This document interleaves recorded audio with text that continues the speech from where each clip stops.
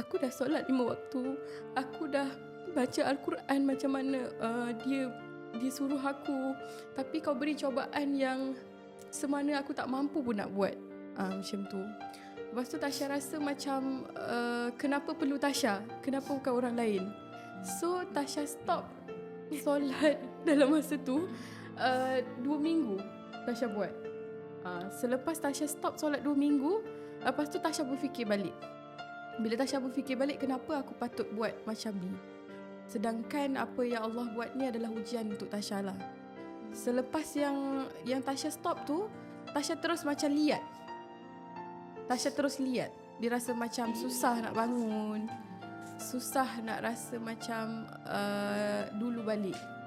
Sebab tu Tasha sentiasa share dengan dia macam mana nak jadi macam kau, macam mana nak istiqomah balik, macam mana nak jadi Tasha yang dulu balik.